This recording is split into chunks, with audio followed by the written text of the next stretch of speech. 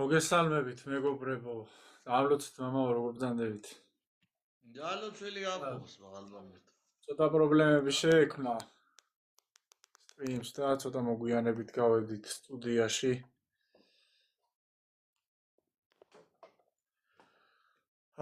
მაყურებლები შემოგვემატებიან მალე, მანამდე ცოტა ხანი დაველოდოთ ხალხს. კი ბატონო, კი.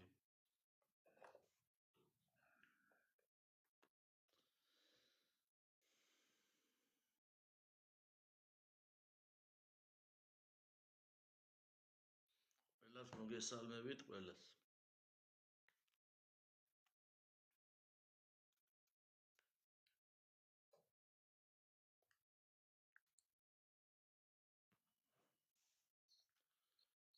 ვარნერულო, გიორგი, პირველი დამოუკიდებელი რაღაც გადაცემა.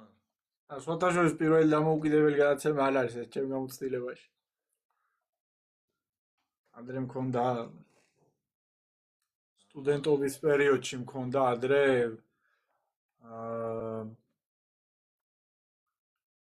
სალექციო კურსი მქონდა წაკითხული მე-12 კლასელებისთვის საქართველოს მე როგორც ახლა ყოფილი ილიაუნელი საქართველოს და ნატო ევროატლანტიკური კავშირის პერსპექტივები რა და ბოლოს დასკვნა რომ დავდე რომ ხალხო მანდ ვერ გავწერიანდებით მეთქი ჩემმა დამქირავებელმა უბრალოდ როგორ თქვა იმის მე აღარ შემხმიანებიან რა მას ეგონათ რომ ნატოს და საქართველოს პერსპექტივებს დავსახავდი პოზიტიური განხრით და კუთხით. მაგრამ ეგრე ახდება. მოგესალმებით მეგობრებო. ყველას. ხოლეს ვერე შრომა ბოლოს. ჰა? ხო, შრომა. შრომა მერე ბოლოს. არა, რაღაცა მე იმათი არაფერი არ მინდოდა. უბრალოდ მსხვილი აუდიტორია იყო 50 ბავშვი მისმენდა და 50 ადამიანს რო სიმართლე უთხრი, ეგ იყო ჩემთვის შრომის დაფასება. მოკლედ მეგობრებო, ეს არის გადაცემა საუბრები რელიგიაზე. ყოველ ხუთშაბათს ვეცდებით რომ გავიდეთ. მამა სპირიდონთან ერთად და მამა დავითთან ერთად, ჩვენს საყვარელ მამებთან ერთად, ასევე მომავალში შესაძლებელია სხვა სასულიერო პირებიც და რელიგიაში გათვითცნობიერებული ადამიანებიც ჩავთოთ ამ სტრიმზე და იმედია კარგი გადაცემა გამოგვივა და ჩვენი მიზანია აი ამ სტრიმის საშუალებით იმ აუდიტორიაზე, რომელიც ჩვენ გვიყურებს, რაღაც პოზიტიური გავლენა ვიქონიოთ რელიგიური თვალსაზრისით, რომ მას რაღაც ელემენტარული მაინც გავაგებინოთ და როგორ ვთქვათ, შევასმინოთ. იმიტომ რომ ძალიან კრიტიკულად ცუდი მდგომარეობაა საქართველოში. ყოველივე კუთხით, მაგრამ განსაკუთრებით რელიგიური კუთხით, იმიტომ რომ საბაზისო ცოდნა არ არის ამ მიმართულებით საზოგადოებაში კარგ მდგომარეობაში და ამიტომაც არის რომ ძალიან ბევრი ერესის ქადაგებელი ადამიანები სოციალური ქსელების მეშვეობით, რა თქმა უნდა, ბევრ ადამიანს ხიბლავენ საკუთარი ფუჭი მეტყველებით და შემდეგ აცილებენ იმ წამს, რასაც ქვია მართლმადიდებლური ქრისტიანობა და გადაყავთ წვალებრულ სწავლებაში. ნუ ახლა აღარ დავაკონკრეტებ აქ სახელებს. TikTok-ში ეგ სახელები ყველა მიცის ძირითადად. ხშირ შემთხვევაში ეგეთი ადამიანები თავიდან კარგად იწყებენ, მაგრამ შემდგომში აჩენენ ხოლმე საკუთარ სახეს. მამაო, თქვენ რას გვეტყვით ჩვენს წამოწყებაზე, როგორი თვალით და როგორი პერსპექტივით უყურებთ მას?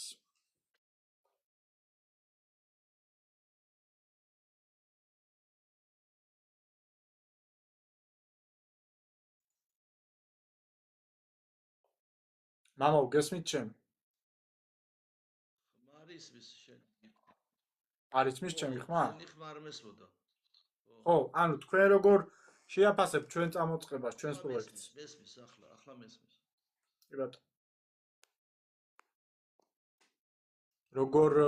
როგორ შეაფასებდით ჩვენს წამოწყებას, ჩვენს პროექტს? შვიდობა მოგცეთ მის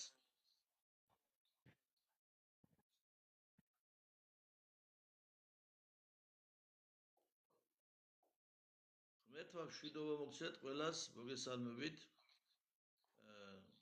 მარიამობის დღესასწაული გვიახლოვდება და მინდა ამ დღესასწაულთან დაკავშირებით, წმინდა მარიამთან, ყოველადღე ღვთისმშობელთან დაკავშირებით იყოს დღევანდელი გადაცემა, ჩემო გიორგი და ჩემო ძვირფასო მსმენელებო.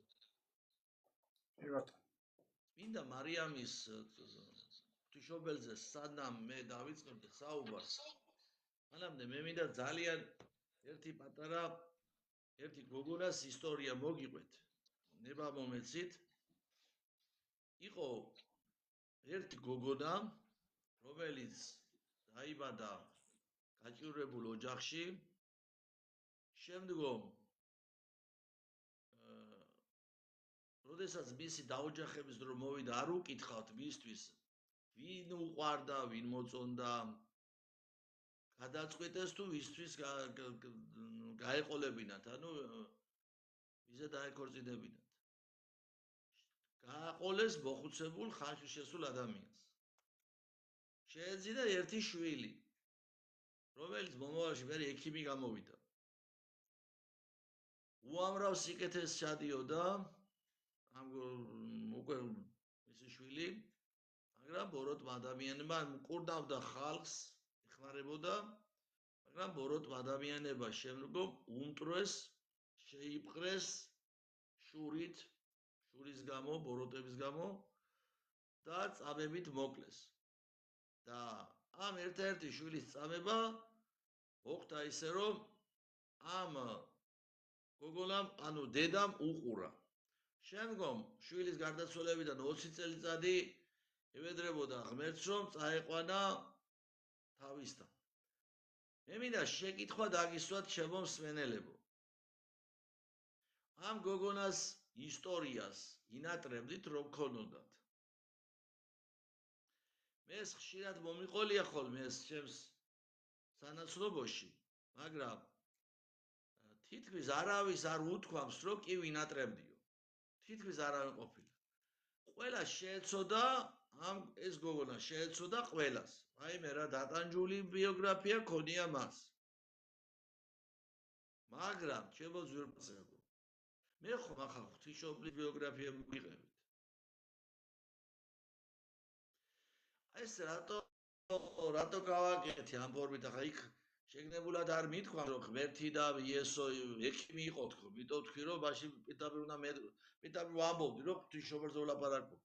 უბრალოდ ამით შევდიხმენ. კი ბატონო, მაგრამ რატომ არ გვინდა? აი, როდესაც ჩვენ ვამბობთ, რომ ნეტარი არის ყოვლადწმიდა ღვთისმშობელი. ყოვლადწმიდა ღვთისმშობლის ნეტარება რითი განისაზღვრება? მისი ამ სოფლიური ბიოგრაფიას რო დახედოთ, ჩემო ძვირფასებო, ჩემო ძვირფასო ქართველებო, ჩემო მსმენელებო. როგორი ბიოგრაფია აქვს ღვთისმშობელს? დაიბადა მშობლები მოხუცები ყავდა, ჩააბარეს მონასტერში, 16-17 წლის ასაკში მიათხოვეს ხანში შესულ მამაკაცს, არ უკითხავთ ვინმე უყვარდა და მოწონდა, ერთ-ერთი შვილი ყავდა და ისიც წამებით მოუკლეს, ბავშვი რო შეეძინა დევნაში იყო, მთელი სახელმწიფო აპარატს უნდა და მისი შვილის მოკლა, შვილის გარდაცვალებიდან 20 წელი თუ 22 წელი, ზოგი წყალი თუ 22, ზოგი წყალი თუ 20. ამ მიწაზე დადიოდა კიდე და ევედრებოდა, რომ წაეყვანა ამ ქვეყნიდან, რათა მისი შვილი ენატრებოდა. და პლუს ამას ასეთ ბიოგრაფიაში. როგორ? იყო დევნაში შვილის სიკვდილის შემდეგაც. დევნაში იყო შვილის სიკვდილის შემდეგაც. და ჩვენ რატო ვაკეთებ, იცი ამას, რატო გავაკეთე და რა მინდა რომ შევხედოთ, ჩემო ძვირფასებო. როდესაც ჩვენ ვამბობთ, რომ ნეტარი ხარ ღვთისმშობელი, ეს ლაპარაკი არის არა ამსობლიური გაგებით. ეს არის სულიერი, თაებრივი თვალთახედვით არის ნამდვილად ნეტარი. რამ გახადა ნეტარი ყოლაწვიდა ღვთისმშობელი? როდესაც ყოლაწვიდა ღვთისმშობელს წმინდა მარიამს ეცხადება მთავარანგელოზი გაბრიელი და ახარებს მას, რომ მან უნდა შვა ზე, სახელად იესო, მესია. ამ დროისათვის ღვთისმშობელიო, როგორც გადმოცემა გვასწავლის, ესაა წინასწარმეტყველი წიგნს კითხულობდაო და ზუსტად იმ ადგილს კითხულობდა, აჰა, ქალწული მიუდგეს და შვეს ზე და უწოდო სახელთმას ემანუილი. დაფიქრთაო ღვთისმშობელიო და ასეთ რამ გაიფიქრაო. იმ რა ნეტარია ის ქალწული, ვინც ამის მადლში იქნებაო. ძალიან მოხარული ვიქნები თუ კი ამ ქალწულის სახური ვიქნებოდიო.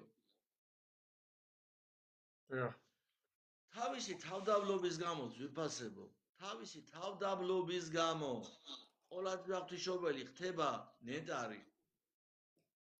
ყოლაწვიდა ღვთისმშობელი ან ხელსაქმობდაო, ან ლოცულობდაო.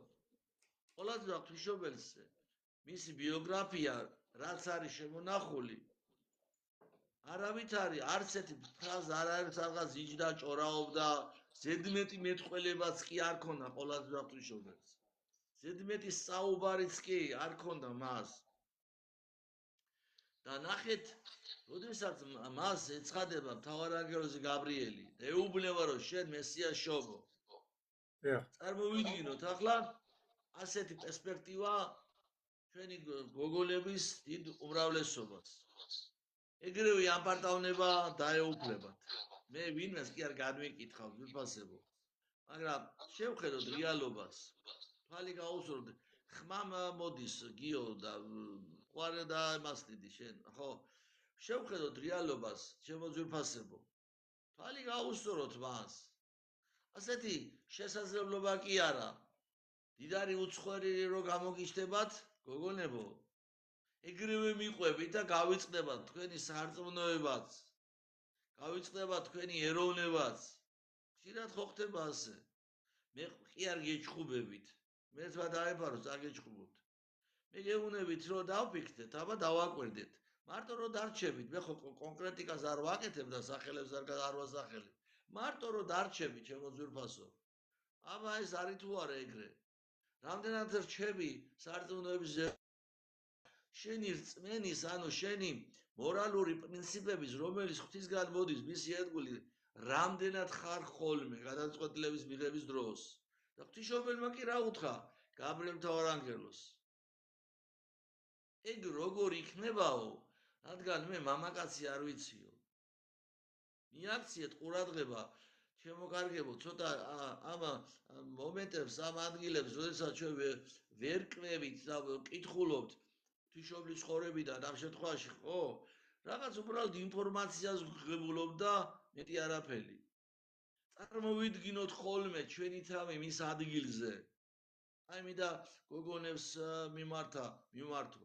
ნახეთ, მამაკაცი არ ვიციო. ეგ როგორ უნდა იყოს, რომ მე ზე შემეძინოსო? ამას როდის ამბობს? ამას ამბობს მაშინ, როდესაც უკვე გათხოვილია.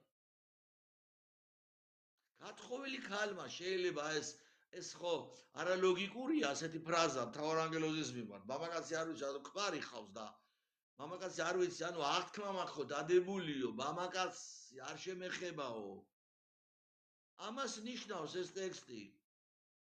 გათხოვილი ქალი როგორ შეიძლება რომ შვილის აუკვირდეს, ეგ შვილი როგორ უნდა შემეძინოს მეო? ეგო არაბუნებრივია. აღთქმა ქონდა დადებული ქალწულებაზე. და ამ აღთქმას ასრულებდა მომავალშიდაც. გათხოვების მერეთაც. მიტო არის ეს ფრაზა მისი პირიდან ამოსული. ეს მეტყველებს იმაზე, რომ თვითონ იოსებიც რომ კეთილშობილი იყო, მართალი იოსებად არის ცნობილი ეკლესიის მიერ. მართალი იოსები, ესე არის ცნობილი. ერთი დეტალი კიდე ღვთისმშობლის ცხოვრებიდან, ჩემო კარგებო. ძალიან ბევრი შეიძლება საუბარი ვერ დეტალს. გაუსვამთ ხაზს. მაგ დროს, ყველაზე ღვთისმშობლის ცხოვრების დროს, დედაკაცი, რომელსაც დაუმტკიცდებოდა ქმრის ღალატი, პირდაპირ ფაქტი რომ დაუმტკიცდებოდა, ესე კი არა, იჯონ დაუმტკიცდებოდა. გავიხსენოთ იესო ქრისტესთან რომ მიყავთ დედაკაცი, ის მიისწრეს ფაქტზე. ახლა ვიღაცაზე თქვა, ასე არ იქოლებოდა ქვებით. ეგრე არა, მაგრამ ფაქტზე რომ დაიყერდე, პირდაპირ რომ აღარ ამტკიცებულება აღარ იყო საჭირო, ქვებით ქოლავდნენ. როდესაც გოგონას არა აქ თქვა ნათვამი, რომ მამაკაცი არ იცის და ქმარი არ ეკარება მას შესაბამისად. და მე როდესაც ის ქმარი დაინახავს ფეხმძიმედ, რა უნდა იფიქროს ქმარმა? ეს ხო ძალიან მარტივი არის, რომ ვერავის ვეღარ დააჯერებდა, რომ ქმრისთვის არ უღალატია. ჩაიქოლებოდა ქვებით. უბრალოდ დავაკვირდეთ, შემოძვიფასებო, მაგრამ მიუხედავად ამისა, გაბრიელ მთავარანგელოზი რომ გამოეცხადება და ეუბნება ღვთისმშობელს, რომ შეგეძინება ძეო, ღვთისმშობელს ის კი არ უთქვამს წმინდა მარიამს, კი მაგრამ მამაკაცის გარეშე რომ შემეძინება, სულიწმინდის მეშვეობით რომ შემეძინება, ჩემი ქმარი არ მეკარება, ქალწულების აღთქმა მაქვს დადებული. მე ხომ საფრთხის წინაშე ვდგები მომკლავენო, რა მეშველებაო. ზგრავსი ფრაზა არც გაუფიქრია. რატომ არ გაუფიქრია, ჩემო კარგებო? პასუხი ძალიან მარტივია. ღვთისმშობელი და მარიამი ბოლომდე იყო მინდობილი ღმერთზე. მისთვის ეს არ იყო პრობლემა. თავარი იყო რომ ღმერთის წინაშე ყოფილიყო მართალი. როდესაც ჩვენ ვხვდებით ქრისტიანები და ვაღიარებთ რომ ვართ ქრისტიანები, უნდა ვიცოდეთ, უნდა ვეცადოთ, რომ გოგონა არის თუ ქალბატონია, უნდა ცდილობდეს ღვთისმშობლის მიმსგავსებას. ხოლო ბიჭი თუ მამაკაცი, უნდა ცდილობდეს ქრისტესთან მიმსგავსებას. უნდა ცდილობდეთ ამას, ბოლომდე ამას ვერ შევძლებ, მაგრამ უნდა ვცდილობდეთ. ესე იგი ჩვენ უნდა ვიყოთ მინდობილნი ღმერთის მიმართ ბოლომდე. თუნდაც ჩვენ გემუქრებოდეს ამ სოფლიური სიკვდილი. სახარებაში დაწერია. სხვათაშორის წმინდა გიორგის ხორებიდან არის ეპიზოდი, როდესაც ის მიდის დიოკლეტიანესთან, სახარების სწორედ ამ სიტყვებს ეუბნება საკუთარ თავს. გიორგი, ნუ გეშინია იმათი, ვისაც შენი ხორცის მოკლა შეუძლიაო. გეშინოდეს იმისი, რასაც შენი გენიაში ჩაგდება შეუძლიაო. და როგორც კი უპასუხა მთავარანგელოზმა გაბრიელმა, რომ შენ შეგეძინება, სულიწმინდა მოვიდე, შენზე და ძალიან მაღლა ხარვიდე შენ, უკვე ხევალი ღვთისა. იყავ ნებისმიერ უფლისა და მაშინ უკვე ჩაისახა იესო. ჩაისახა და ყოველწლიურად ღვთისმშობლის ახალ მიძინების დღე არის. და შეიძლება გაგიკვირდეთ ახლა სახარებაზე ვამბობ, მაგრამ მე მინდა ზოგად კონტექსტში ღვთისმშობელზე გესაუბროთ. პირველი გადაცემა ჩვენი რამდენიმე დეტალს ღვთისმშობლის ცხოვრებიდან გაუსვათ ხაზი, ანუ სხვა რაკურსით დაგანახოთ, შემოძვიფასებო. ამის სურვილი მაქვს. რა ხდება შემდგომ? მართალი იოსები, როდესაც ნახავს მას ფეხმძიმეს მიდგომილს. რა თქმა უნდა, რა უნდა ეფიქრა? იფიქრა ის, რაცაც იფიქრებს აბსოლუტურ უმრავლესობა მამაკაცებისა და არა მარტო მამაკაცებისა. რომ ეს შვილი მისი არ არის და რომ ცოლმა უღალატა. მაგრამ არ უდოდა მისი მოკლაო, ამიტომ წაიყვანაო და თავის სახლში დატოვაო. მაგრამ როდესაც შემდგომ უკვე ამას აკეთებს, ანგელოზი გამოეცხადება იოსებს და ცოლი შენი მოიყვანე უკანო, რადგან ყრმა რომელიც მასშია სულიწმინდისგან არისო და შემდგომ უკვე იოსები ხდება მისი მფარველი. წმინდა მამები გვასწავლიან, ჩემო კარგებო, რომ ღვთისმშობლის ქალწულობა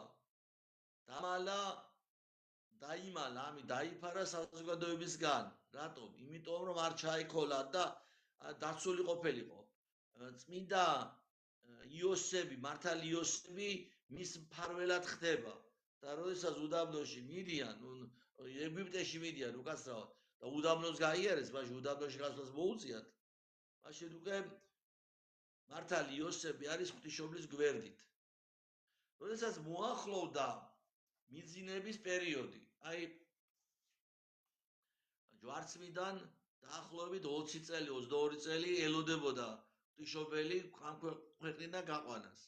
და ისევ თავარ ანგელოზი გაბრიელი გამოეცხადება მას 64-ის ტოტს მისცემს, 64-ის ხის ტოტს მისცემს, ეს ხის ტოტი იოანე მახარებელს 12-დან მოციქულს იოანე მახარებელზე ღვთისმეტყველს, რომელთანაც ცხოვრობდა ღვთისმშობელი მერე იესო ქრისტეს სიტყვის მიხედვით. აი ჯვარზე რო უთხრა იესო ქრისტემ, რომ ახლა დედა შენ იოანე მახარებელზე უნება. წინი მიუძღვის დასაფლავების დროს ამ ცერემონიას 64-ის რტოთი იოანე მახარებელი და მთელი შემადგენლობის ქრისტიანების და მაშინდელი ქრისტიანების იქნე შეკრებილები იყვნენ. მოციქულები, რომლებიც გაფანტული იყვნენ სხვადასხვა ქვეყანაში, უფლის განგებით ყველანი იქნა დაბრუნებული და ღვთისმშობლის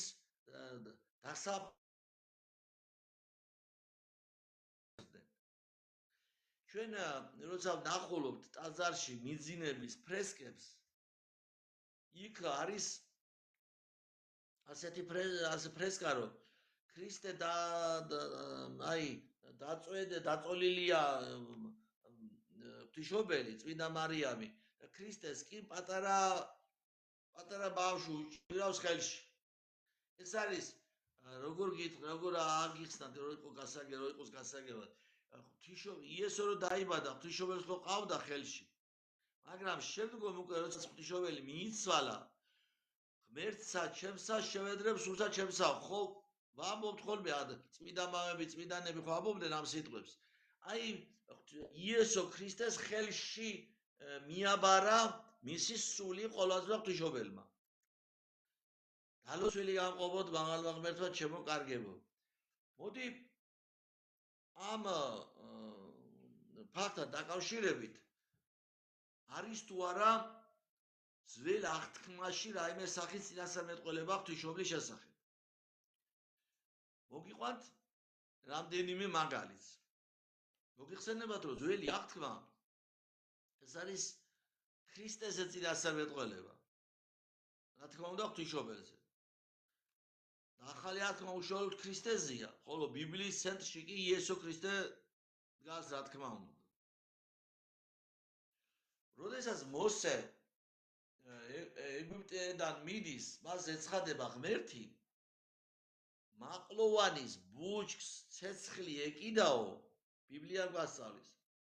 მაყლოვანი არ იწოდაო, ხოლო იქიდან კი გაისმა უფლის ხმა. ეკლესიის სწავლება არის შემდეგი. ამ შემთხვევაში მაყლოვანი ეს არის ღვთისმშობელი, ხოლო ცეცხლი ეს არის თავად ღმერთი, მის მიერ განხორციელებული იესო ქრისტე. მაგრამ ამ ცეცხლს არ დაუწვია მაყლოვანის ბუჩქი. იესო ქრისტე თქვა, მაგრამ არ შეხებია, არ დარღვეულა ღვთისმშობლის ქალწულება. მაყლოვანზე ცეცხლი ეკიდა და არ იწოდა, ამაზეა წინასწარმეტყველება. ავიღოთ მეგობრებო კიდევ ეზეკიელის წიგნი. სადაც ასეთი რამე წერია. ეზეკიელი ამბობს, წინასწარმეტყველი ეზეკიელი. მე ვიხილე ბჭე, კარი ბჭე, ანუ შესასვლელი, რომელიც იყო დახშულიო. დაკეტილი.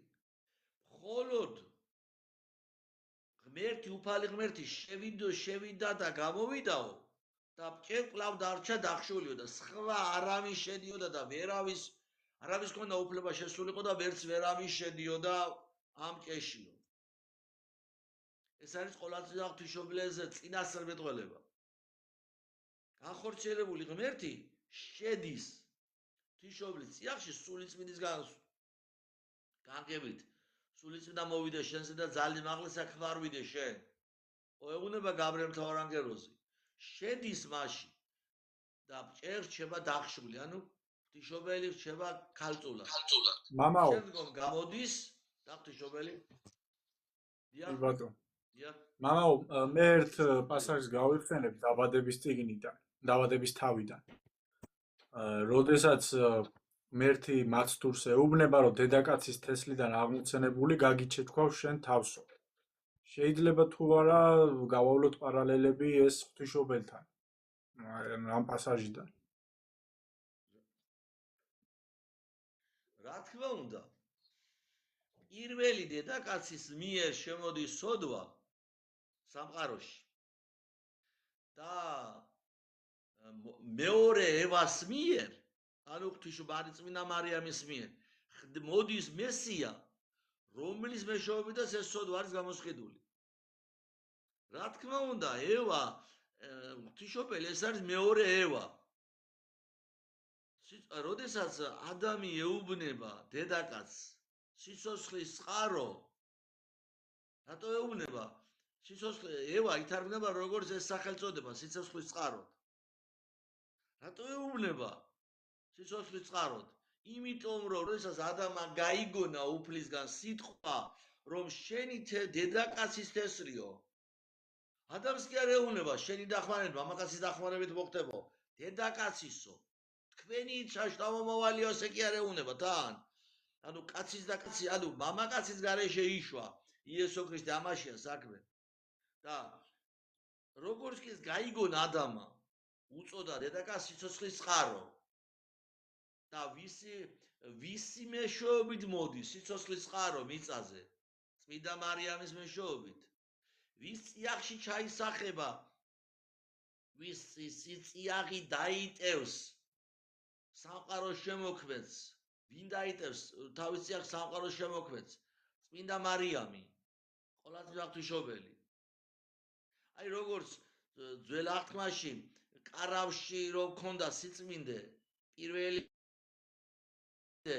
იყო ეს წინასახე ეკლესიისა კარავი ეს არის ღვთისმშობელი მასში დავანებული სიწმინდე იესო ქრისტე და ზუსტად ეს სწორი აქცენტი იყო გაკეთებული გიორგი შენგან რომ ევა როდესაც ეუბნება ამ სიტყვებს ღმერთი ჯერ რომ შენი თესლი შენი შთამომავალი შენი თესლი სოდვას გამოისყიდის გველის თავს გაჭეჭყავს აქ დაგულისხმებია მესიის მოსვლა და მესიის მოსვლა წმინდა მარიამის გარეშე შეუძლებელია რა თქმა უნდა ნახეთ წმინდა მამები რას გვასწავლიან როდესაც მთავარანგელოზი გაბრიელი ესაუბრება წმინდა მარიამს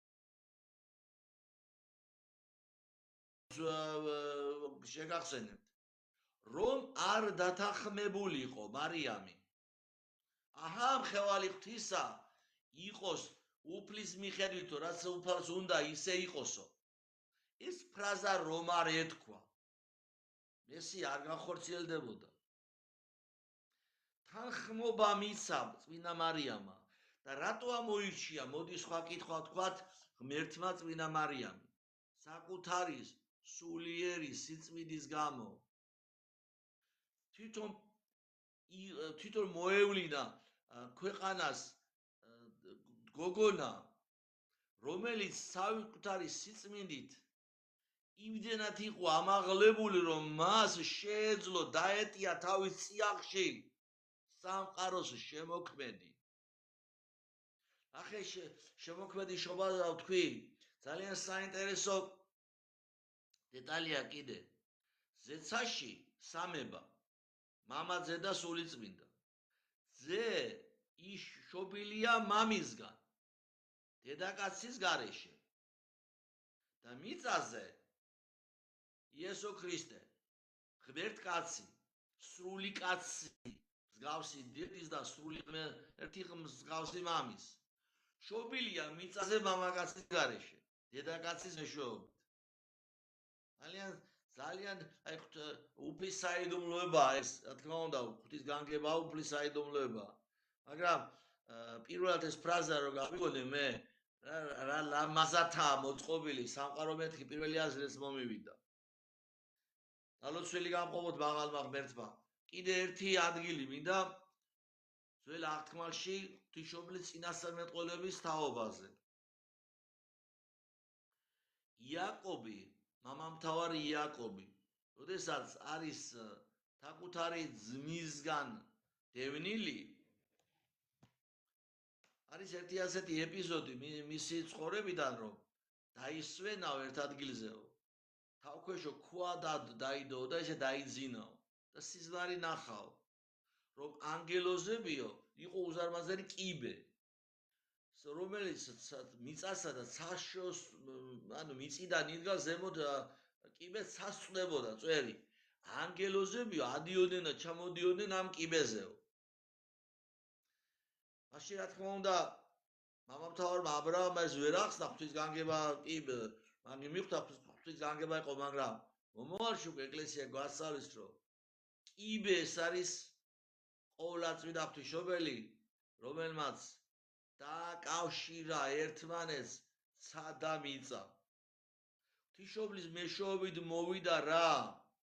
ღმერთი ხორცი შეისხა, სულიწმინდის მეშვეობით განხორციელდა, ჩვენთან მოვიდა, ჩვენი მსგავსი გახდა სრულიად, სრული კაცი, თვინი ერთ ცოდვისა, მხოლოდ ცოდვისგან. ჩვენგან მხოლოდ იმით განსხვავდება იესო ქრისტე, რომ ცოდვა არ ჩაუდენინა. და ეს ხდება კიბის მეშვეობით, ზეცისა და მიწის შეერთება კიბის მეშვეობით. აი რაღაცას რო შეუერთე, ხო კიბე ჭირდება? აი ესე არის მიწის სასთან შეერთება კიბის მეშვეობით, რომ მოდის ჩვენთან ანგელოზები, რა თქმა უნდა თავად ღმერთი, მეორე იპოსტასი ყოვლადწმიდა სამებისა, ხორციელად მოდის. ეს კიბი არის წმინდა ღვთისმშობელი, წმინდა მარიამი. არის კიდე ასეთი, აი, როდესაც მოსეს უდაბნოში დადის, დაყავს ხალხი 40 წლის განმავლობაში. კლდეს დასა კვერთხიო. ბიბლიაში წერია და გარდა მოვიდა წყალი. კლდე ეს არის ღვთისმშობელი, წყალი იესო ქრისტე. კლდიდან გადმოდის წყალი, რომელმაც მერე დააპურა. კლდემ კი არ დააპურა, დაარწყულა, უბრალოდ დაარწყულა ადამიანები, მაგრამ რომ არა კლდე წყალი არ მოვიდოდა. წყალმა დაარწყულა, რომელიც კლდიდან გამოვიდა. ჩვენ საგალობელი გვაქვს, ერთი ლამაზი საგალობელი, შენ ხარ ვენახი. ვის მიმართ არის ეს საგალობელი? ყოვლადწმიდა ღვთისმშობლის მიმართ. და რატო არის ვენახი ყოვლადწმიდა ღვთისმშობელი? ვენახით მოდის ნაყოფი ყურძენი, რომელიც მერე იწურება. ყურძნის ფუნქცია რა არის? ნუ რა თქმა უნდა ყურძნათაც იჭმება, მაგრამ უმთავრესი ფუნქცია ყურძნის არის ღვინის დაყენება. იწურება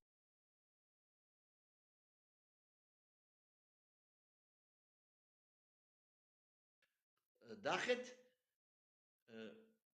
რომ არა ღვთისმშობელი ქრისტე ვერ მოვიდოდა, რომელიც დაიწურა ჩვენთვის საწნახელში, ანუ ჯვარზე მოკვდა ჩვენთვის. დაიწურა, ანუ სისხლი დააქცია ჯვარზე ჩვენთვის. რათა შემდგომ მისგან მიღებული ღვინოს ჩვენ მიგვეღო. ანუ ქრისტე რომ არ მომკვდარიყო ჯვარზე, ჩვენ ცხოვრებას ვერ მივიღებდით. სულის გამართლებას უფლისწინაშე ვერ მივიღებდით. შენ ხარ ვენახი, როდესაც ამ საგალობელს გალობ და ზოგადად ვენახში იგულისხმება ღვთისმშობელი, რომელმაც მოგცა მტევანი მომავალში დაწურული, უნდა დაწურულიყო და მიგვეღო ღვინო, რომელიც უნდა მიგვეღო. ანუ დაგველია. ასე არის ღვთისმშობელმა მოგცა გვიშვა კაცობრიობას იესო ქრისტე, რომელიც დაიწურა ჯვარზე როგორც მტევანი ჩვენი ცხოვრებისთვის. და ჩვენ ვეზიარებით შემდგომ წირვაზე ქრისტეს სისხლს და ღებულობთ, მის ხორცს კი ვჭამთ.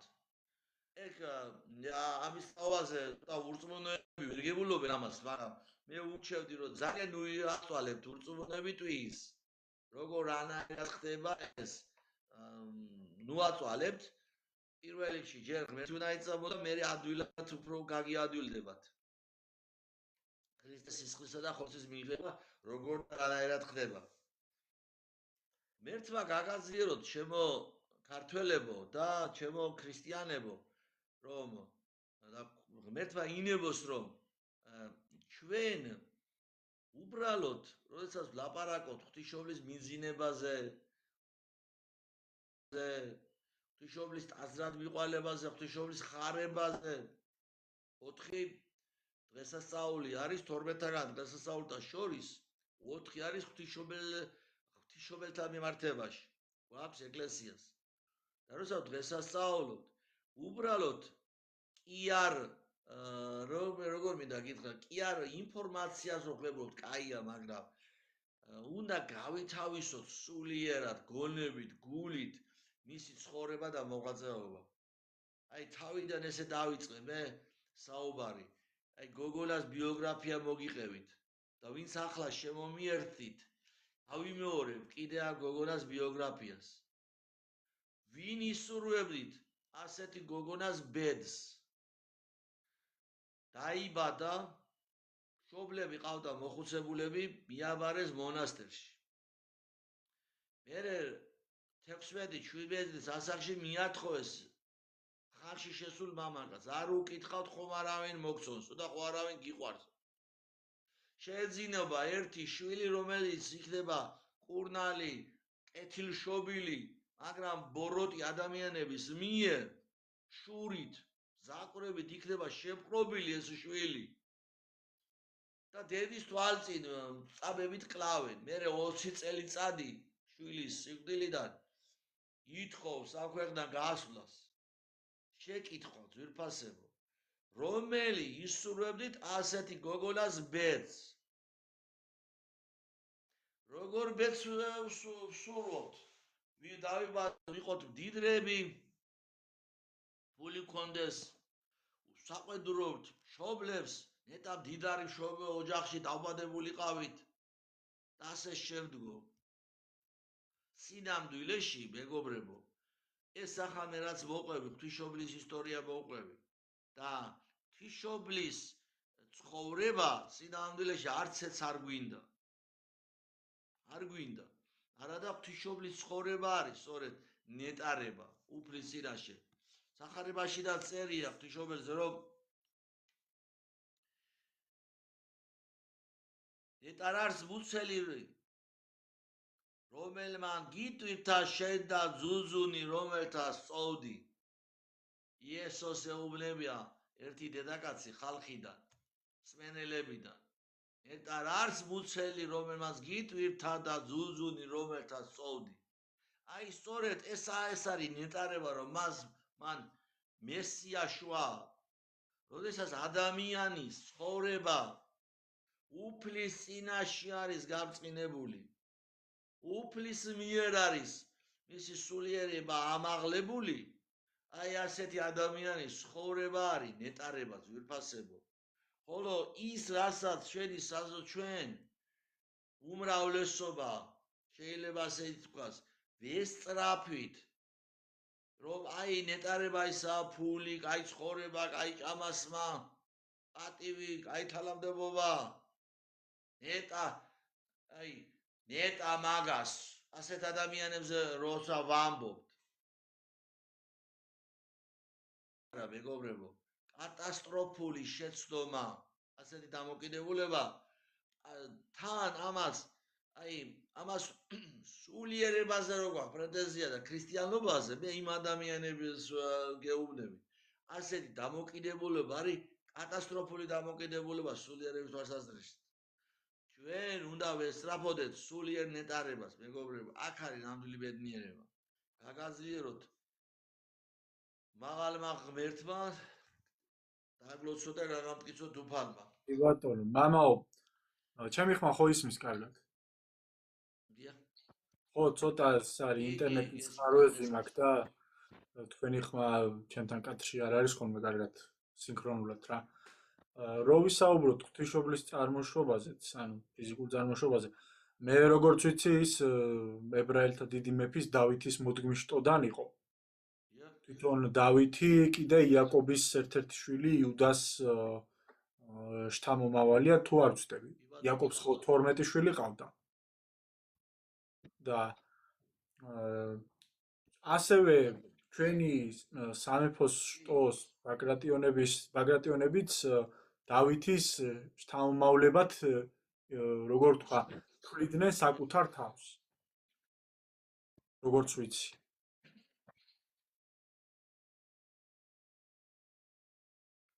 და აი ეს წარ დიახ, ანუ ისმის ჩემი ხმა კარგად ეხლა ხო. ხო და აი ეს ღვთისმშობლის წარმომავლობაც წდება ხმა. ეხლა წდება ისმის ვერ გავიგე, შეკითხვა რა არის?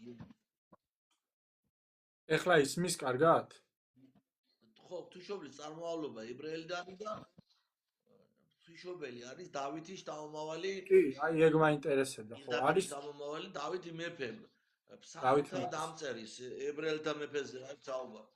მისი პირდაპირ შთამომავალია, კი კი. ბატონო კი ბატონო ანუ წარმომავლობაც ბევრს ნიშნავს ღვთისმშობელთან მიმართებაში და კიდევ მაინტერესებს შთამომავალია, კი. კი და ჩვენ ახლა 28 აგვისტოს აღვნიშნავთ დღესასწაულობთ ღვთისმშობლის მიძინებას ღვთისმშობლის მიძინებას რომლის შესახებაც სახარებაში და წმინდა წერილებში არ არის კონკრეტულად ინფორმაცია გადმოცემული და ხდება ხოლმე შემდეგი პრაქტიკა, რომ ქრისტიანები, მართლმადიდებელი ქრისტიანები წმინდანთა ხსენებას, მათ მარტვილობას და მათ გარდაცვალებას უფრო დიდ პრიორიტეტს და დიდ მნიშვნელობას ვანიჭებთ. აი მაგალითად გიორგობასაც, ხო, 23 ნოემბერს წმინდა გიორგის მარტვილობის და დღე იყო. ასევე 28 აგვისტოს ღვთისმშობლის მიძინების, ანუ ამ ქვეყნიდან მარტვილობით და გასვლას უფრო ანიჭებს ქრისტიანობა უპირატესობას, ხო? აი ამ ფორმულირების კითხვა მინდა დავსვა.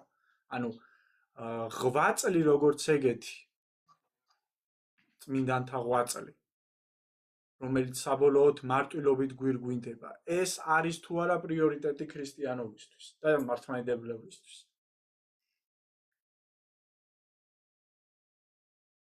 ნახეთ, წდებოდა ხმა და მე გავიმორე, ფaqat როგორ გავიგე შეკითხვა. ანუ თენდება ღვთისმშობლის მიძინება და ჩვენ მიძინებას დღესასწაულობთ. ასევე დღესასწაულობთ წმინდა გიორგის მოწამეობრივ აღსავსროს და ასე. აღსრულებელი. მაისი მოწამეობრივ აღსრულების დღეს დღესასწაულობთ. ან თუდაც არ მოუკრავთ წმინდანი ღირსი მამა, მაგრამ ამ ქვეყნა გასვლას დღესასწაულობთ. კი, აი ხო? მანდეთ რატო ვაკეთებთ ეკლესია აქცენტს ადამიანის აღსვლიდან გასვლას, ხო? ამაზეა საუბარი. დიახ. ხო? დიახ. ადამიანს აი ამის განმარტება კი, შევეცდები უპასუხო, აქვს და კარგი შეკითხვა არის, კი. ბევრ საქმე ხოლმე შეკითხვა, სხვათა შორის. შევეცდები აქვს და რა თქმა უნდა, წინამორბედების განმარტებებიცაა, მაგრამ სულ სხვა აი რაღაც სხვა რაკურსით აქვს და ადამიანის სამყოფელი არის სამი ადგილი. ადამიანი სადაც არის, ეს არის სამი ადგილი. პირველი ეს არის რო იბადება, ანუ ჩნდება ადამიანის სული, ეს არის დედის წიაღი. სადაც არის დაახლოებით 9 თვე. დაახლოებით, იმიტომ რომ ზოგი ცოტა ადრე იბადება, ზოგი გვიან იბადება, ზოგი 7 თვიანიც არის და ასე შემდგომ. 6 თვეც ყოფილა დაიბადა და მერე უკვე, ყველა კარგად ამყოფს. ადამიანის ამ სოფელში დაბადება ხომ არის ერთი და იგივე დღიანი. დედის წიაღში ყოფნის დასასრული. და ამ სოფლისთვის, სადაც ახლა მე და თქვენ ვიმყოფებით. ამ სოფლებში დაბადება და დედიწიაღში ყოფნის დასასრული ერთ-ეგივე დღე ხომ არის? დედიწიაღიდან თუ შევხედავთ მოვლენას, მან იქ ყოფნის პერიოდი ამოწურა და საზეიმო რა არის კაცო, იქით მიდის, ნახე რა ხდება დაბადების დროს. დედიწიაღში რითი იკვება ბავშვი? კიპლარით, ხო? კიპლარია შეერთებულია დედის სხეულზე. და დაბადებისას რა შრიან ბავშვს? რას გადაუკეტავენ? კიპლარს. ანუ მე რას ვამბობ, იცი? ანუ დედიწიაღის ყოფნის თვალით რო შეხედო ამ სოფელში მოვლენებას, ნიშნავს დასასრულს. დაამთავრდა უკვე კიპლარს გადაუჭრიან, აქ ხარა და აქ აღარ იქნები და იქ მერე აი სიცოცხლე არ თუ არა. ეს არის დაბადება ამ სოფლისთვის. მაგრამ ამ სოფლიდან გასვლა ღვთის განგებით გასვლა, ღვთის მორჩილებით გასვლა არის დაბადება უკვდავებისთვის, ძვირფასებო, უკვდავებისთვის. ამიტომ არის ქრისტიანისთვის ამ სოფლიდან გასვლის დღეები საზეიმო. ეს იმ ადამიანების, რომლებიც თქვათ წმინდანები რო არიან, საზეიმო მიტოვა წმინდანეი თუ წმინდანათაა შერაცხული, მისი ამ სოფლიდან გასვლა მისი სულისთვის არის ზეიმი. სათა სასუფეველისთვის დაიბადა ის. ამიტომ ჩვენც ამას ქრისტიანები ამ დღესასწაულს აღვნიშნავთ როგორც სულიერი თვალი დანახული. იმიტომ რომ ჩვენ მარტო ამ მიწაზე კი არა ვართ. ჩვენ ვიყავით დედიწიაღში და მიწიდან რო გავალთ, მოგვეზღება იმის მიხედვით, რასაც ვიმსახურებთ და რასაც ღმერთი განაგებს, გადაწყვეტს. და წმინდანის დასასრული კი ცხოველებაა გარდაუვალი. ჩვენ ზუსტად არ ვიცით საწავალთ. ჩვეულებრივი რიგითი ადამიანები. ამიტომ ვევედრებით ცხოველებას, ვევედრებით წმინდანების შუამავლობას. ამიტომ ეს კითხვა, რაც გიორგი შემეკითხე, ხშირად ისმის, ძალიან ხშირად ისმის ეს კითხვა. აი წმინდა გიორგის თავი მოჭრეს და რა არის ეგ საზეიმო? ეს ამ სოფლისთვისაა დასასრული, თორემ სათა სასოფლისთვის, ნეტარებისთვის დაიბადა მაშინ, როდესაც თავი მოჭრეს წმინდა გიორგის. ღვთისმშობელზე, აი ღვთისმშობლის ნეტარების ხარისხი, შეიძლება ვინმე მარიცის და მინდა შეგახსენოთ. ღვთისმშობლის ნეტარების ხარისხი აღემატება ანგელოზებს. ანუ ღმერთი ხო არის პირველი და ცენტრი სამყაროსი, შემოქმედი სამყაროსი. შემდგომ ხარისხის რანგი პირობითად რო გავყოთ, შემდგომ მოდის ღვთისმშობელი, შემდგომ მოდის ანგელოზები და შემდგომ მოდის წმინდანები. ანუ ანგელოზებსაც აღმატებით უზესტაესა სერაფინთასა, ქერუბიმებზე და სერაფიმებზე უფრო აღმატებულიაო ღვთისმშობელისადმი ასეთ საგალობელს გალობთ ჩვენ. ამიტომ ესეც უნდა ვიცოდეთ, ქრისტიანობა შეიძლება ვინმე არ ვიცოდით და უნდა ვიცოდეთ, კარგი იქნება. მამაო, ერთ კითხვას დაგისვავთ. მოვახერხე, პასუხის გაცემა გიორგი. ბატონო, მამაო, ერთ კითხვას დაგისვავთ კიდე. ეხლა ხო ისმის ჩემი ხმა კარგად.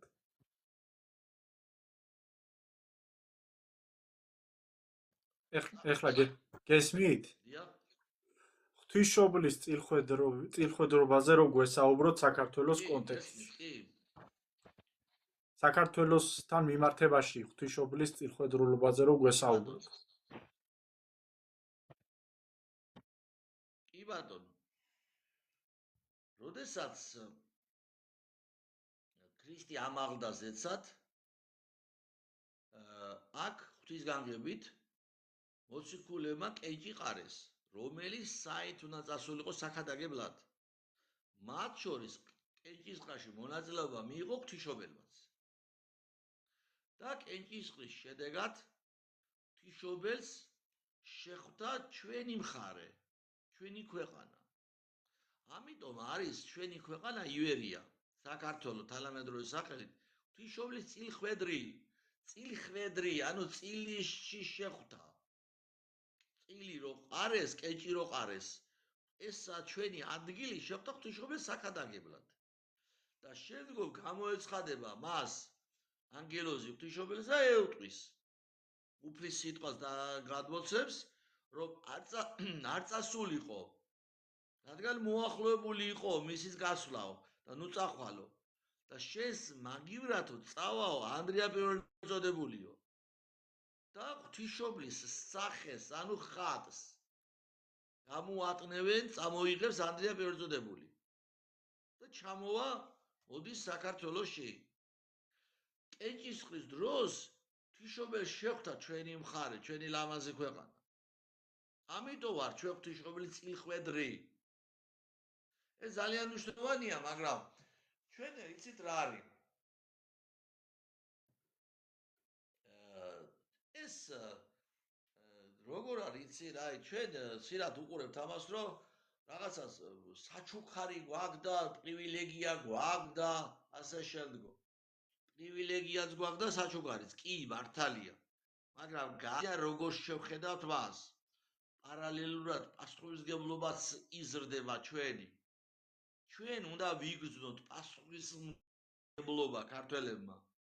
უფლის წინაშე პასუხისმგებლობა, ღვთისმშობლის წინაშე პასუხისმგებლობა და სწორედ ასე უნდა ვიცხოვროთ, პასუხისმგებლობით.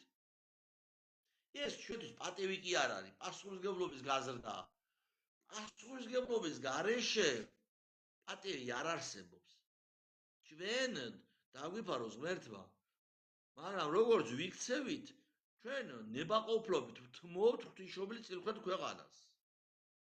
აი, ჩვენ შევთანხმდით, რომ რაღაც ქვეყნის მდგომარეობაზე თქო და დაკლებად გვესაუბრა, მაგრამ მაინც ერთ-ორ სიტყვას ვიტყვი. წილხვედრობაზე რომ ვლაპარაკობთ.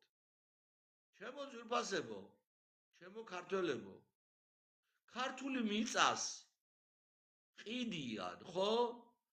უცხო ტომელები ყიდულობენ და მასიურად აქ სახლდებიან. ქართველები აქედან მიდიან.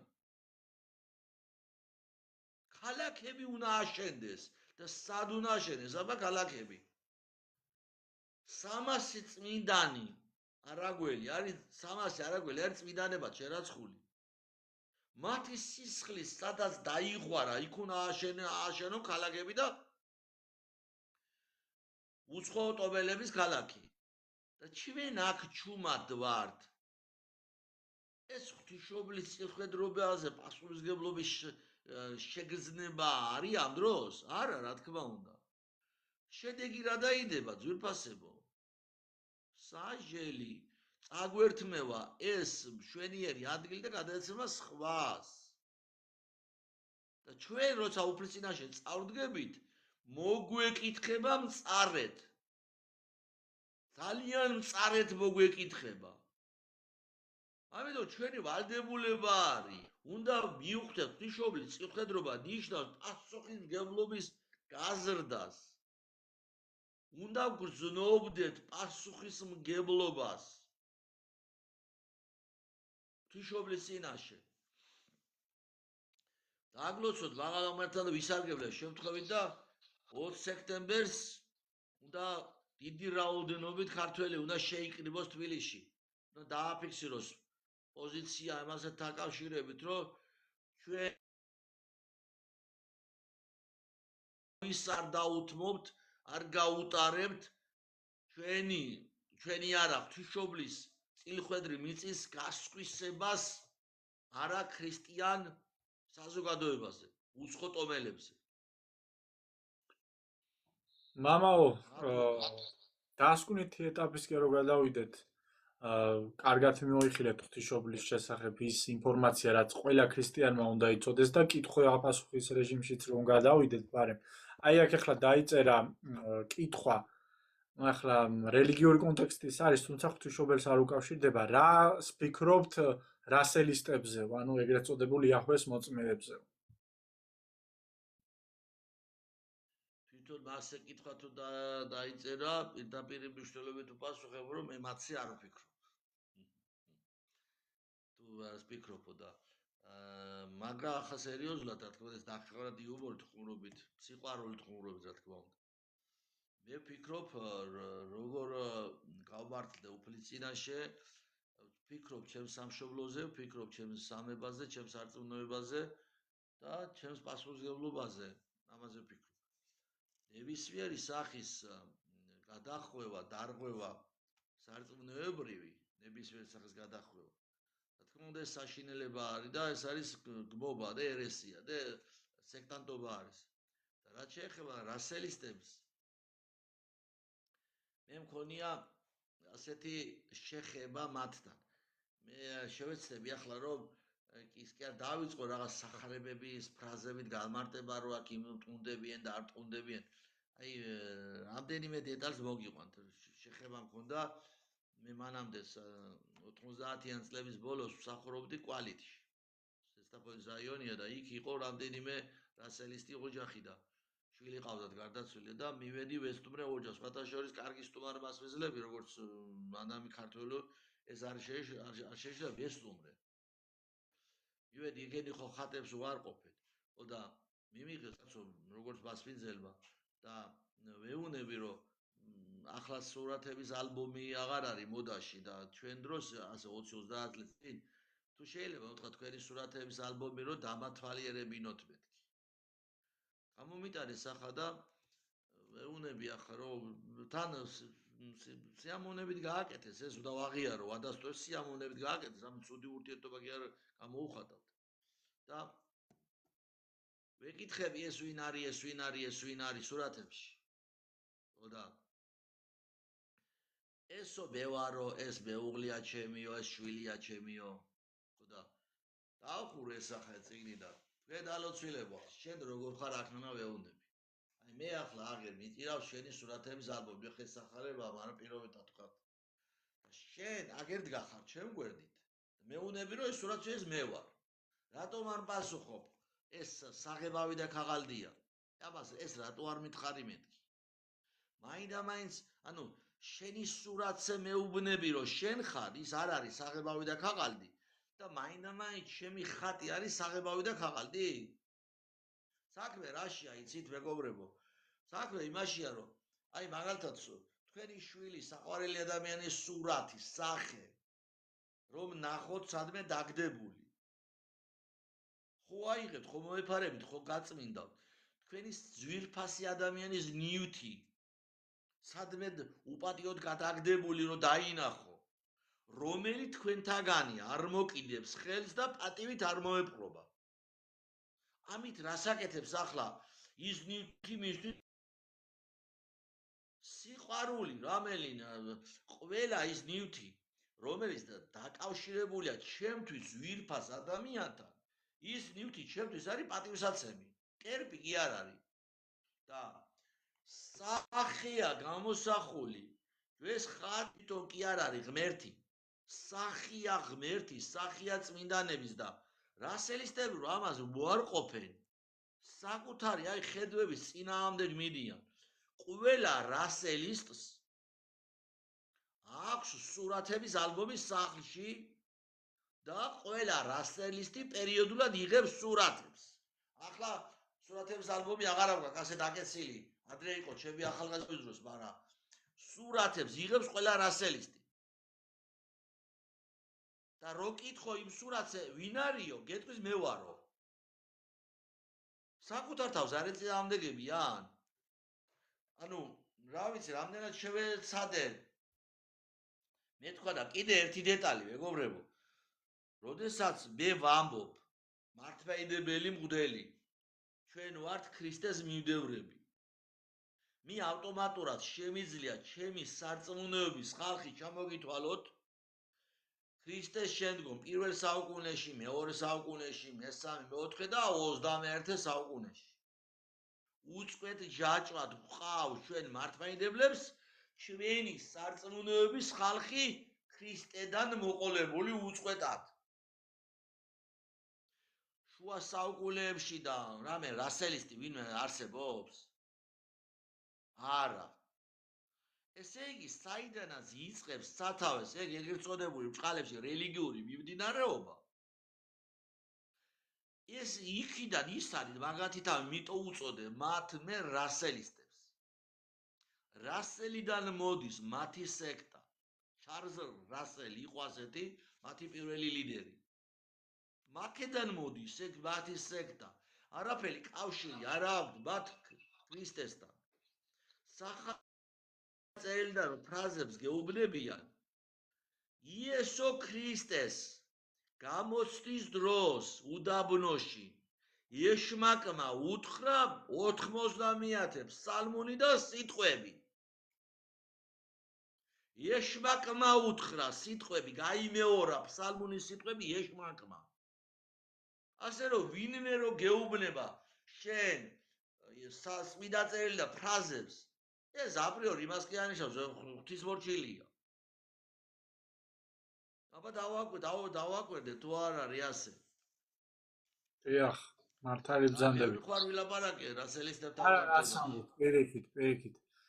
კიდევ ერთი ასეთი კითხვა იყო. აი ესე ნეოს უნდა მიუბრუნდეთ რა. ნეოს ლაივებში ისმის სულ რომ ღვთისმშობელი იყო ჩვეულებრივი წოდვილი ადამიანი. ამაზე რა სიტყვით? ეს პროტესტანტული მიდგომა ღვთისმშობელისადმი და თქვენი აზრი იქნება საინტერესო. ვინ იყო ცოდვილი ადამიანიო? ღვთისმშობელი იყო ჩვეულებრივი ცოდვილი ადამიანიო. ნეოს ლაივებში არისო ასეთი ხისა და არ მიფიქსირდა.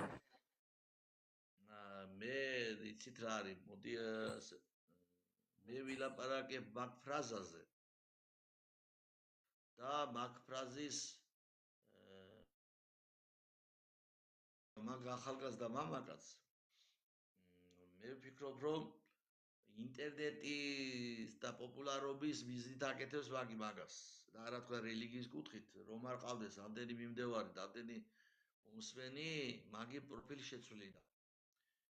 ერთი მაგრამ სხვა თემაა, მაგრამ მეორე ცოდვილი იყო ღვთისმშობელიო. რაშია საქმე, იცით უკვე სიტყვის გაგონებამაც კი ცუდად იმოქმედა ჩემზე. რატო იცით? ვინმე რომ მითხრას მე დედა ჩემზე. გარდაცვლილი ყავს დედა, გარდაცვლილი ყავს მამა. ვინმე რომ მითხრას რომ მამას პირდო დედა შენი ცოდვილი იყო, მამა შენი ცოდვილი იყო, მე და ეს. რომელს არ გეწყინებათ? აი ამ სვენელი, აბა დამენახეთ, აბა გარდაცვლილი დედა შენი ცოდვილი იყო. თვითონ ასეთი მიდგომა, ასეთი საუბარი იმ ადამიანის მიმართ, რომელიც გიყვარს, ეგრე არ ლაპარაკობენ. რატო იქნა ქამი განკითხული? და რატო განიკითხა ქამი, აი ნოეს შვილი ქამი? ტყუილი თქვა რა მე?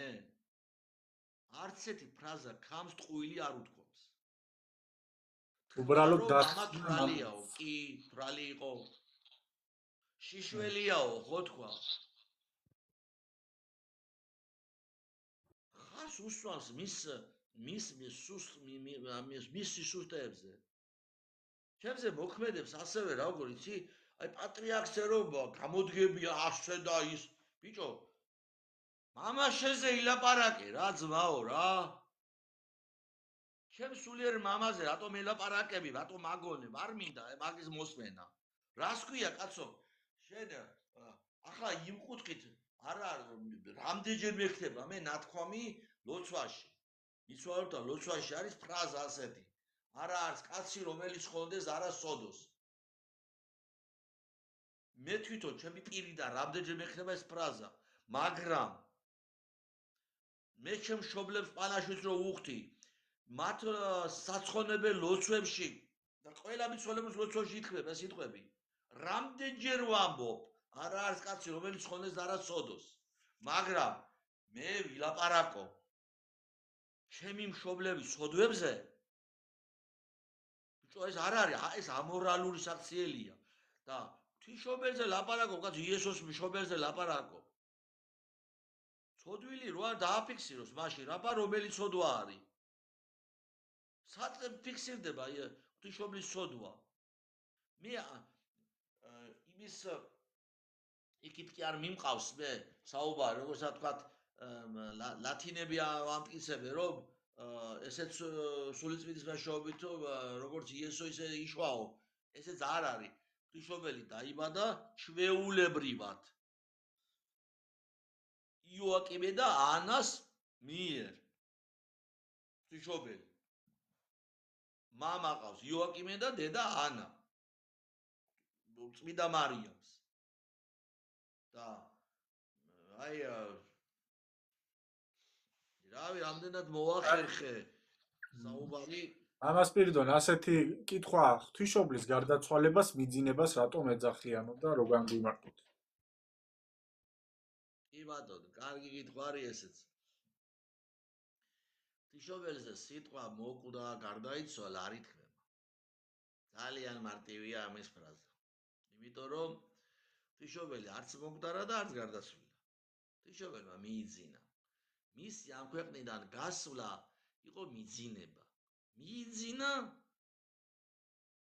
საკუთარი ძის კლავებში მიიძინა ამიტომ ეს არის პატივისცემის გამოხატულება ღვთისმშობლისადმი პატივისცემის გამოხატულება და რავი როგორ აქვს სიტყვები არ მყოფნის ხოლმე ეს სიტყვაც მინდა ხოლმე მიძინა იმიტომ რომ უდიდეს პატივს მივაგებთ ჩვენ მას საკუთარი ძის მკლავებში დააკვირდით სადაც არის ფრესკები ჩემ ტაძარში არის მაგალითად ფრესკა ზუსტად მიძინების ფრესკა მოციქულები ირგვლივ და თავზე ადგას მაცხოვარი და მკლავში მაცხოვარს იესოს უჭირავს პატარა ბავშვი ეს თვითონ ღვთისმშობელია როგორც ღვთისმშობელმა ატარა მკლავი ზუსტად ასე მიძინებისას საკუთარი ხელით მკლავით რა თქმა უნდა სულიერ თვალსაზრისითაა ეს გაკეთებული დათქვამი ეს აიყვანა ხელში იესომ შესაშვედრებ ღმერთს ხო მიმართავთ ხოლმე წმინდანები აქვია სულის გასვლის დროს ამიტომ ეწოდება მას მიძინება ძვირფასებო და არ ვამბობ ჩვენ ღვთისმშობელზე გარდაიცვალა და მით უმეტეს მოკვდა საერთოდ მოკვდა საერთოდ ქრისტიანები არ კვდებიან ოღონდ ნამდვილი ქრისტიანები ფარისევლებზე კი არ ვლაპარაკობ მე ქრისტიანის სიკვდილი არ არსებობს რატომ იმიტომ რომ ჩვენ გვაქვს ულამაზესი მეტყველება ქართველებს ეს არის რაღაც როგორ გითხრათ აი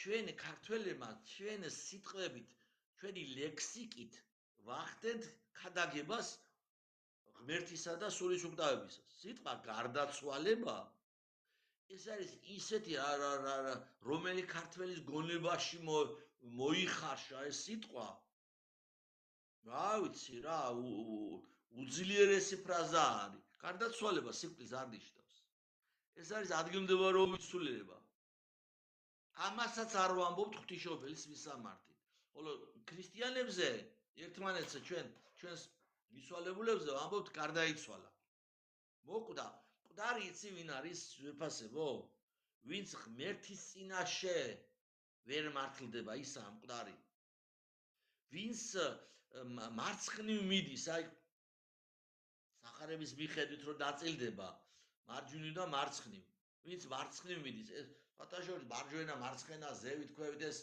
სულიერ თვალსაზრისით პირობითი ფრაზებია ეს ამას იმიტომ გვეუბნება რომ ჩვენი ვართ რა ხორცში უფრო ადვილად აღვიქვათ მარცხნივყოფები არის სიკვდილი როდესაც ღმერთის გარეშე ურჩებით და ვართ ღმერთის გარეშე ისაა სიკვდილი შეიძლება ადამიანი ამ სოფელშიც უკვე მკვდარი იყოს ადამიანი რომელიც ცხოვრობს ღმერთის გარეშე და ღმერთის სიტყვის გაგონება არ უნდა და ებრძვის მას ის უკვე მკვდარია სულიერად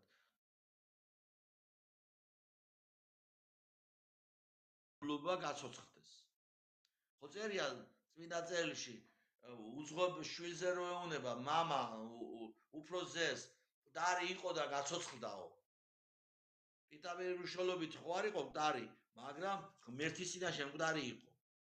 იმიტომ მიატოვა მამა. მამა ამ შემთხვევაში ღმერთი არის იქ, მამა და ძეები ჩვენ ვართ. ადამიანები. მკვდარი იყო და გაცოცხლაო. ეს არის გაცოცხლება ადამიანი, რომელიც ღმერთის წინა, ღმერთი იყავს დაკარგული თვითონ თავისი ცხოვრებითა და აზროვნებით. ასე რომ, აი ცოტა გამიგზელდა. ყოვლადწმიდა ღვთისმშობელზე ვამბობთ მიიძინა. ხვალ არის მიძინება. გადაცილდა 12-სა და უკვე დადგა 28 ოქტომბერი და ყველას მინდა მოგილოცოთ ეს ულამაზესი დღე. შეიძლება ვინმეს გაუკვირდეს ახლა ღამეა შუაღამეს აქ ლაპარაკობს, მაგრამ მე დილით მაქვს წირვა, სადღესასწაულო წირვა დილით მაქვს, დავამშვიდო, შეიძლება ჩემი აქ მაყურებლები ვინმეს კითხვა თუ გაუჩნდა. კი ბატონო, დიდი მადლობა მამა სპირიდონ. აი თქვენი აზრი მაინტერესებს და დასკვნითი სკერო წავიყვანოთ დღევანდელი გადაცემა. თქვენი აზრი მაინტერესებს ჩვენ წამოწყებაზე. აი ამ გადაცემაზე. რამოდენიმე სიტყვით რომ გითხრათ თქვენ რა მოლოდინი გაქვთ და დავამთავროთ ეს დღევანდელი სტრიმიც. ადამიანის, აი ქრისტიანის მიზანი არის რაც შეიძლება მეტი ქრისტიანი გახდეს ირგვლივ. ქრისტიანის მიზანი არის თვითონ გამართლდეს უფლის წინაშე და რადგან მართლმადიდებელი თვლის რომ მართლმადიდებლობა ჭეშმარიტ სარწმუნოება მეტი მართლმადიდებელი იყოს მის ირგვლივ. ასე რომ როდესაც ჩვენ საუბრობთ ამ შემთხვევაში მე თქვენ თუ სხვა მოძღვარი თუ ნებისმიერ პიროვნება და როდესაც ჩვენ გვაქვს საუბარი რელიგიაზე, ჩვენი მთავარი მიზანი ამ შემთხვევაში არის რაც შეიძლება მეტი ადამიანი გვისმენდეს, მაგრამ არა მარტო გვისმენდეს, არამედ რაც შეიძლება მეტი ადამიანი შემოbrunდეს ღმერთისკენ. ყოველ შემთხვევაში მე ამის სურვილი მაქვს და ვცდილობ რომ მსმენელს ამ შემთხვევაში მსმენელი დავაინტერესო ჩემი საუბრით, რომ ველაპარაკო ღმერთზე, წმინდანებზე, ცხონებაზე, მართლმადიდებლობაზე, სარწმუნოებზე, ზნეობაზე, მორალზე. და როდესაც მე უყურებ რომ მსმენელი არის, ახლა აქ მსმენელი არის.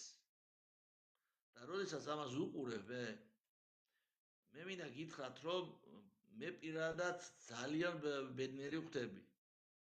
სხვათაშორის ვისაც გამოუცდია, მე მიკითხავს შეკითხვას დამისვამს ხოლმე. ხანდახან ვიღლები აუდიტორიის წინაშე თქვათ ადამიანების წინაშე ვსაუბრობ ხოლმე და შეიძლება ადამიანები იყოს ცოტა რაოდენობით. მაგრამ როცა არის შემთხვევა დიდი რაოდენობით ადამიანი გისმენს, მაგრამ კი არ იღლები, ენერგია იქით გემატება. რატო ხდება ეს? სხვებისთვისაც მიკითხავს ეგი. მარტო ჩემი პასუხით არ დაყვაყოფილებული ვარ. და პრაქტიკულად ერთიაგივე პასუხები არ ყველგან. როდესაც აუდიტორია გისმენს, აინტერესებს და შენც როდესაც ცდილობ, რამდენად გამომიდის ახლა ჩემ თავზე არ ვიტყვი, მაგრამ ცდილობ რომ როგორმე უთხრა მიიტანო სათქმელი აუდიტორიამდე, ეს ვინც საუბრობს, ანუ გადაგებელს ენერგიას კი არ აცლის, პირიქით ენერგიით იმუხტება. მაგრამ როდესაც შენ არ გისმენს აუდიტორია, არ აინტერესებს, აი ნებისმიერ პედაგოგს შეუძლია დააფიქსიროს პოზიცია. ბავშვები როცა გისმენენ და თვალები რო აქვთ, აი მაგნიტივით რო იზიდავენ, პატივცემულო პედაგოგებო, თქვენ სიტყვებს, ბავშვები, თქვენ იღლებით ასეთ ბავშვებთან? არის ასეთი პედაგოგი იღლებოდეს? მაგრამ ბავშვები, რომლებიც არ გისმენენ და სულ სხვაგან არიან წასული, ამ შემთხვევაში იღლებით, ხო ასია? აი დამეთანხმებით, რომ ზუსტად ვიცი რომ ასე არის, ასე პასუხობთ ხოლმე. რადგან მაყურებელი ყავს, ჩემო გიორგი, ესე იგი კარგი დასაწყისია. ამის სხვათა შორის 200-ზე დასაწყისია, ესე უნდა გავაგზავნოთ. კი, სხვათა შორის 200-ზე მეტი ადამიანი გვიყურებდა სტრიმის განმავლობაში. და რა ვიცი, კარგი დასაწყისია ჩემი აზრით. და კარგი საქმე წამოვიწყეთ.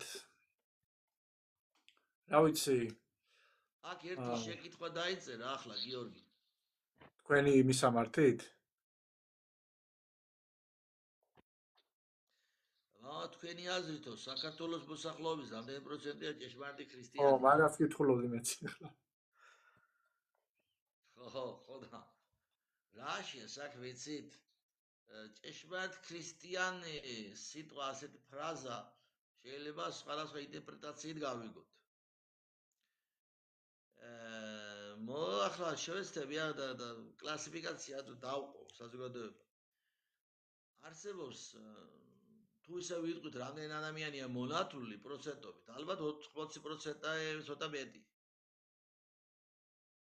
თუ ამას ჩავთვლით ქრისტიანებად, ვინც მოინათლა 80% ცოტა მეტი მთელი საქართველოს მასშტაბით, ალბათ ასე, პლუს მინუს არა ზუსტად. მაგრამ ადამიანები, რომლებიც ქრისტიანობა ნათლობა გონიათ და მხოლოდ ნათლობა გონიათ და შემდგომ უკვე როცა ამ ქვეყნიდან გავლენ უდელსიც უნდა მოიყვანონ მარტო ეს როგორიათ ამას მე ვადარებ აი ხატრული ნაწარმოები რომანი რო არ დაწერილი რომანს ხო გააჩნია პროლოგი და ეპილოგი პროლოგი თავში ეპილოგი ბოლოში თითო გვერდიანია დაახლოებით ახლა პლუს მინუს შეიძლება ერთ გვერდზე მეტი იყოს პროლოგი ან ეპილოგი მაგრამ დაახლოებით ერთი გვერდიანი ფურცელიც არ არის აი ასეთი ქრისტიანები არიან დღეს ჩვენს ქვეყანაში პროლოგი და ეპილოგი წაიკითხა რომანი რა არის ნაზია საუბარი არც გადაუშლია არც აინტერესებს ასეთ ადამიანს ამ ხატრულ ნაწარმოებზე საუბრის უფლება ექნება საერთოდ იტყვის რამე ეს რა თქმა უნდა ვერაფერს და ეს რომანი ესაა ჩვენი ქრისტიანული ცხოვრება პარალელი გაო ურად თქვი თუ ასე დავთვლით ქრისტიანებს მაშინ სადღაც რა რამდენი პროცენტი იქნება ალბათ 10%-ს ქვევით იქნება ქრისტიანები მაგრამ თუ კი ჩვენ ჭეშმარიტ ქრისტიანებად მივიშნებთ იმათ ვინც აი სულ ერთ თვალსაზრისით ყველა მოღებული არიან მართლმადიდებლობით დასაცავად ასეთები არის ძალიან ცოტა გააჩნია რას გულისხმობ ძვირფასო ჭეშმარიტ ქრისტიანებში ანუ ასე რომ ვთქვათ გადასანათლია ხო არ არის უპასუხოთ ერთ-ორ კითხვას დიახ ვაი ვეძებ ახლა კითხვებს და მაგის შემდეგ კითხვა არ დაწერილი გადასანათლი ხელთავიდან განსანათლებელი ხო გასანათლებელია ქრისტიანობაში ერი იერი სიტყვით არის ქრისტიანი ცხოვრებით არის ანუ წარმართი ცხოვრობენ სულთა წარმართული ცხოვრებით მაგრამ თან ქრისტიანია და თან წარმართია ფარისევლობის ელემენტებსაც შეიცავს ეს გაურკვეველი არის რა სიტყვით ქრისტიანები ვარ ცხოვრებით რა ქვია წარმართები ქრისტიანობის ნიშანწყალი რა აქვს ძალიან ბევრ სამწუხაროდ უბედურება ჩვენი ის არის რომ ხვდებოდეთ რომ არ ვართ ქრისტიანი ასეთი ადამიანის გაქრისტიანება უფრო ადვილია ვიდრე იმის გაქრისტიანება რომელიც იქით გიფიქრებს რომ ქრისტიანია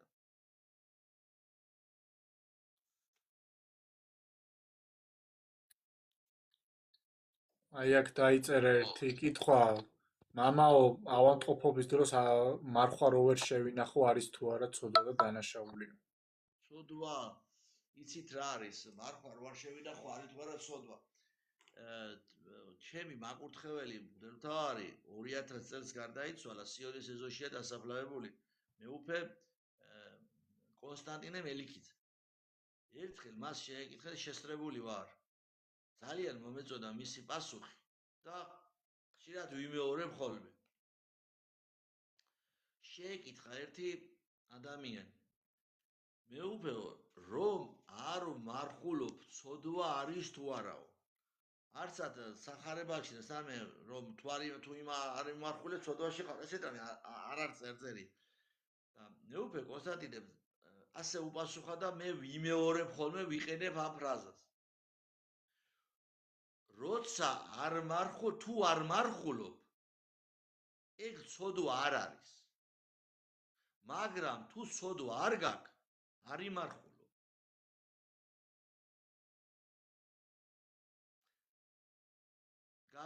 გაიგე გიორგი. ასე რომ გავიმეორებ ამ სიტყვებს, ჩემო ძვირფასო, ვინც აქ დაწერა არ მარხულობ, ნუ გეშინია ცოდვა არ არის, მაგრამ თუ ცოდვა არ გაქვს, არ იმარხულო. ხოლო რაც შეეხება ავადმყოფობის დროს, მარხვიდან თავისუფალია ბავშვები, მოხუცები და ავადმყოფებს არ ვამბობთ, ახლა უფრო უძლურობაში მყოფი ადამიანებს, ასე უფრო ვამბობთ, უფრო ეკლესიური ფრაზა არის, უძლურობაში მყოფი ადამიანები. ამ დროს ადამიანები იკვებებიან იმის მიხედვით, რაც ექიმა დაუნიშნა საკვები. ექიმი და დანიშნული საკვების მიღება ძვირფასო მარხვის გატეხვა არ არის. ის მას ღებულობს შენ როგორც წამალს და არა როგორც სახსილოს საკვებს. ეს ხაზგასასმელი. ოღონ ერთი რამე უნდა გაითვალისწინოთ და მე ვიცი ხოლმე მრევლზე თქვა, თუ კი ექიმა დაგინიშნა მაგალითად ყველი უნდა მიიღო კუჭისთვისო, პური ისედაც იჭვება, მაგრამ ხაჭაპური არ უნდა ჭამო არცერთ შემთხვევაში. ეს კი არის ხო. მამა ასეთი კითხვაა კიდევ ღვთისმშობლის სხვადასხვა არის აბა და ხო ღვთისმშობლის სხვადასხვა ხატებს რა დატვირთვა აქვს? ეხლა მე არ მახსენდება ხო ანუ მეც ვერ მივხვდი ან სხვადასხვა გამოსახულების ღვთისმშობელი თუ რავი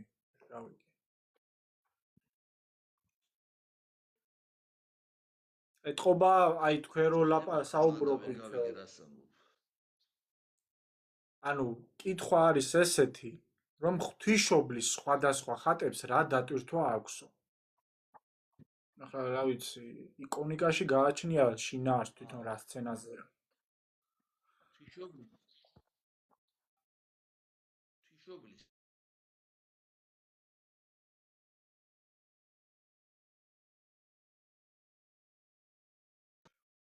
ღვთისმშობლის ხატი საერთოდ რაღაც სცენა არის, იქ რაღაცას გადმოგცემს. ხო და სხვადასხვა ინფორმაციას გადმოგცემს სხვადასხვა ხატი. შესაბამისად განსხვავდება ხატები ერთმანეთისგან. ასე რომ ღვთისმშობლის ხატი სხვადასხვანაირი არის კი, მაგრამ სხვადასხვა ინფორმაციას გადმოგცემს ის. და არის 100-ზე მეტი როავი ნამდვილად ვიცი ახლა რაოდენობა ზეპირად არის რამდენი სხვადასხვა ხატი არის.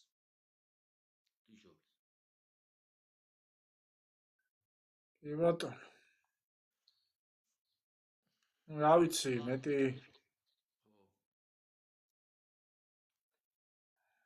რავი სხვა კითხვები, რავი სერიოზული სახის კითხვები სხვა არ არის და ახლა ცოტა ისეთი სახის კითხვები არის. კარგით მაშინ, რა ვიცი. დავასრულოთ მაშინ დღევანდელი სტრიმი. და სანამ დავასრულებთ, ხვალ სახარება საიკითხება, ჩემო გიო. იმარებით ცინებას გაუსვამ ხას. კი ბატონო, კი ბატონო. და ამ სიტყვებით დავიმშვიდობოთ საკითხებს. ბეთანიაში მიდის იესო და მართა და მარიამთან სტუმრად. მას რქვა ლაზარე. მე ლაზარე მოკვდა და ის მყდარო გააცოცხლა. მარიამიო დაუჯდა წინ და უსმენდაო იესოს საუბარსო. მართა კი მიმოდა ზრუნვიდა მრავლისათვის. ან